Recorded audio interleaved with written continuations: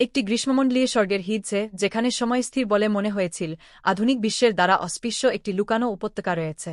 মহিমান্বিত জলপ্রপাতগুলি সবুজ পাহাড়ের নিচে নেমে গেছে, তাদের বজ্রধ্বনি বাতাসে দোলানো প্রাণবন্ত ফুলের মৃদু কোলাহলের সাথে সামঞ্জস্যপূর্ণ। একটি স্ফটিকস্বচ্ছ হ্রদ দৃশ্যটিকে প্রতিবিম্বিত করেছে। এর পৃষ্ঠটি মৃদুভাবে ঢেউ খেলেছে, যেমন রঙিন পাখিরা জলের উপর দিয়ে ছাপিয়ে পড়ে, তাদের ডানাগুলি সোনার সূর্যকিরণগুলিকে ধরে যা উপরের তুলতুলে মেঘের মধ্যে দিয়ে ভেদ করে। বৈচিত্র্যময় বন্যপ্রাণীর গুঞ্জনে বাতাস ছিল প্রাণবন্ত, ছোট ছোট ব্যান্ড ছড়া পাতা থেকে ভেসে আসছিল, যখন প্রজাপতিরা প্রাণবন্ত ফুলের মধ্যে নাচছেন। গাছগুলি রঙিন পাতায় সজ্জিত মনোরম দৃশ্য তৈরি করেছে, তাদের পাতাগুলি পান্না, অ্যাম্বার এবং লাল রঙের ছায়ায় ঝলমল করছে। প্যানোরামিক দৃশ্যটি অবিরামভাবে প্রসারিত, একটি নির্মল ল্যান্ডস্কেপ যা একটি স্বপ্নের মতো মনে হয়েছিল।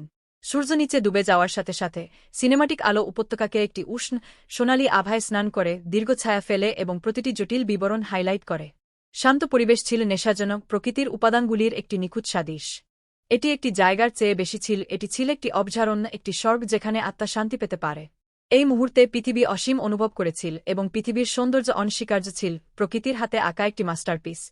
একটি গ্রীষ্মমণ্ডলীয় স্বর্গের হিজে যেখানে সময় স্থির বলে মনে হয়েছিল, আধুনিক বিশ্বের দ্বারা অস্পৃশ্য একটি লুকানো উপত্যকা রয়েছে।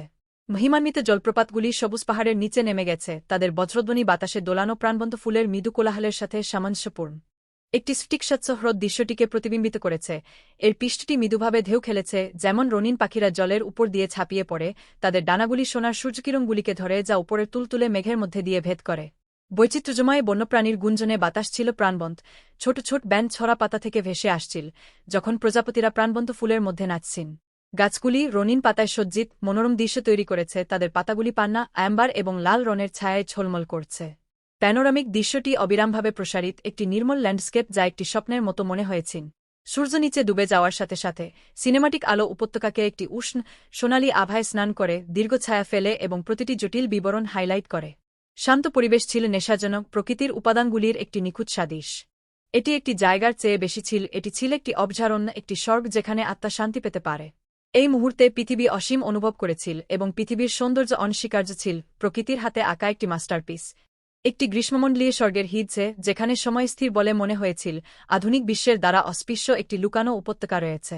মহিমান্বিত জলপ্রপাতগুলি সবুজ পাহাড়ের নিচে নেমে গেছে, তাদের বজ্রধ্বনি বাতাসে দোলানো প্রাণবন্ত ফুলের মৃদু কোলাহলের সাথে সামঞ্জস্যপূর্ণ।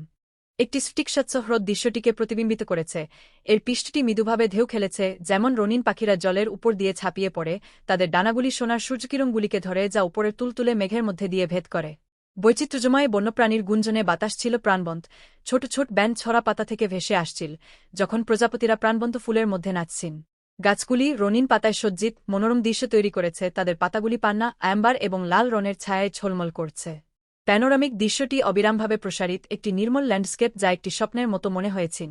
সূর্য নিচে ডুবে যাওয়ার সাথে সাথে সিনেমাটিক আলো উপত্যকাকে একটি উষ্ণ সোনালি আভায় স্নান করে, দীর্ঘ ছায়া ফেলে এবং প্রতিটি জটিল বিবরণ হাইলাইট করে। শান্ত পরিবেশ ছিল নেশাজনক, প্রকৃতির উপাদানগুলির একটি নিখুঁত সাদৃশ। এটি একটি জায়গার চেয়ে বেশি ছিল, এটি ছিল একটি অভয়ারণ্য, একটি স্বর্গ যেখানে আত্মা শান্তি পেতে পারে। এই মুহূর্তে পৃথিবী অসীম অনুভব করেছিল এবং পৃথিবীর সৌন্দর্য অনস্বীকার্য ছিল, প্রকৃতির হাতে আঁকা একটি মাস্টারপিস।